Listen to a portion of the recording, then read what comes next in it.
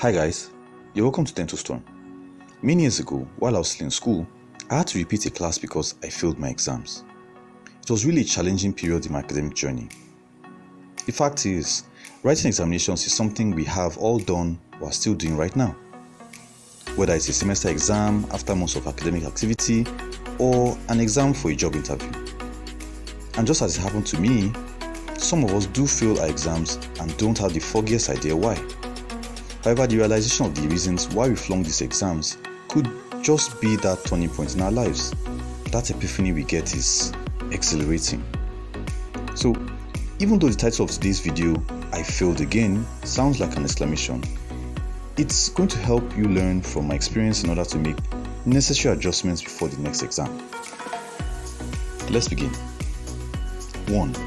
Preparing poorly for the exams. Consider only starting serious preparations for a very important exam barely a couple of days prior to the D-Day. That's exactly what I did that led me to fail the exam.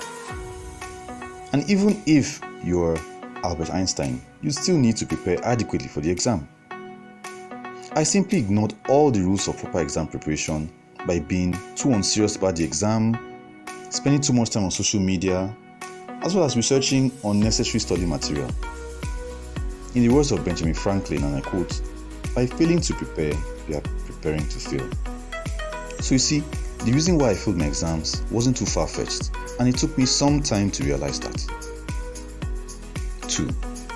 Bad time management. When you manage your time well, it means you plan for and consciously control the time you spend on specific activities such as studying, resting, and family responsibilities, especially to increase effectiveness, efficiency, and productivity. If you watched the previous video on simple ways to double your productivity, you could pick up one or two things on proper time management. To be frank, I may sound all knowledgeable and witty right now, but back then, I just didn't get it. Feeling regret at not doing the important tasks first on a regular basis was the order of the day. I certainly lost time I could never get back. Ultimately resulted in me failing my exams. Therefore, learning to manage one's time, especially earlier on in life, is definitely an advantage. Number 3. Procrastination. This is closely related to bad time management. I would always be the first to admit that procrastination was one of the major reasons why I failed my exams. I consistently refused to make important decisions, and I got used to continuously postponing tasks that should have been done immediately. I constantly allowed distractions in my immediate environment to get the best of my study time. Imagine telling others that the real reason why you flunked your exams was because you were a serial procrastinator. 4. Distractions. Back in the day, all kinds of distractions prevented me from effective time management. I wasted so much time on electronics and social media, satisfying hunger, focusing on anxiety and unwanted thoughts, having absolutely no study plan, and many others. Despite all these, I felt everything would be okay, and spending time attending to these distractions would eventually provide me with enough time to read. But that never happened. So, if you're praying for an important exam, yet you decide to dedicate your precious time to attending to distractions, good luck. What happened to me might just happen to you. Failure. 5. Failure to persevere. During the period I was preparing for my upcoming exams, I got so frustrated and was often very exasperated. This was because I had so much to read, yet understood so little. I failed to meet deadlines I set for myself, and I felt I was far behind in my preparations compared to my fellow classmates. At the time, I struggled to come to terms with the fact that the process of preparing for any examination was a marathon and certainly not a sprint. I wanted to comprehend everything I read almost immediately. I didn't want to admit that it takes time to understand things and that requires perseverance. Perseverance is highly essential to guarantee one keeps studying even when fatigue, low self-esteem, as well as reduced motivation sets in, especially when one has a large volume of material left to read. I didn't persevere long enough to pass my exams. Number 6.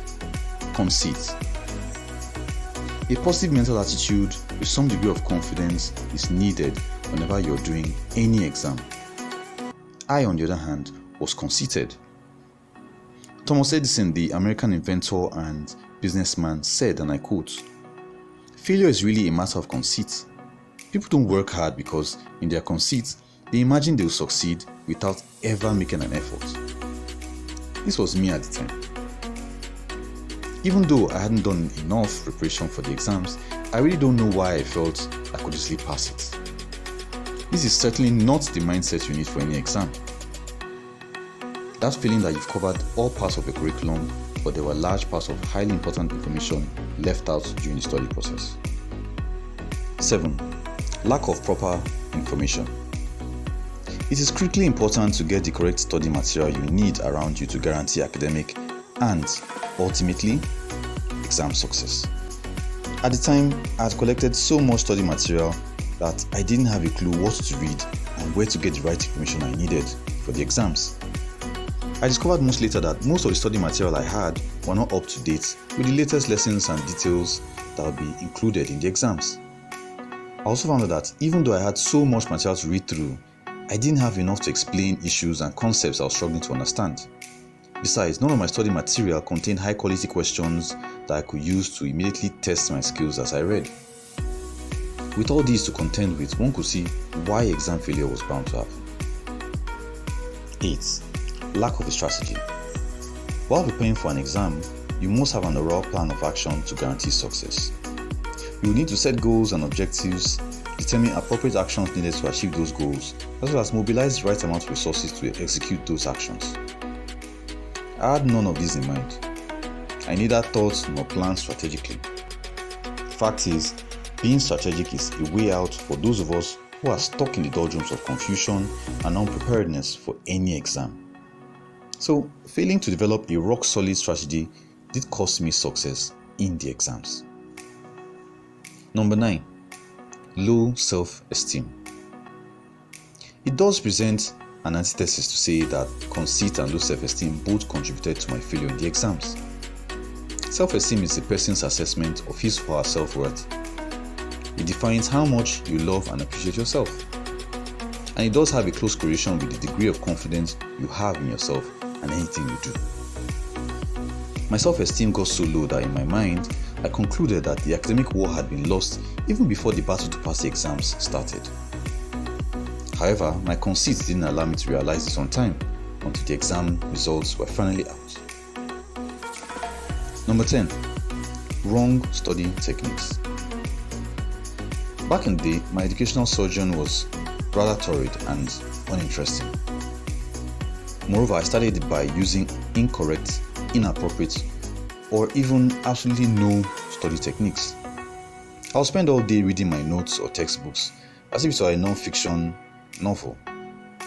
Even when I needed quick and easy information, I neither had jottings nor did I have any summary of my notebooks to fall back on. Occasionally, I would decide that cramming information was the best way to assimilate as well as retain knowledge rather than trying to gain deep comprehension and insight into any subject matter.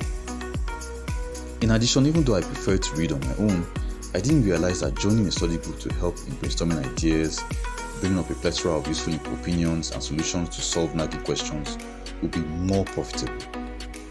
No wonder I failed again. So let's recap. In today's video, I highlighted 10 reasons why I failed my exams again. 1. Preparing poorly for the exams. 2. Bad time management. 3. Procrastination. 4. Distractions. 5. Failure to persevere. 6. Conceit. 7. Lack of proper information. 8. Lack of a strategy. 9. Low self-esteem. And 10. Wrong study techniques.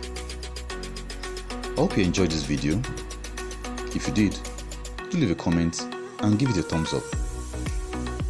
Until next time, it's bye for now.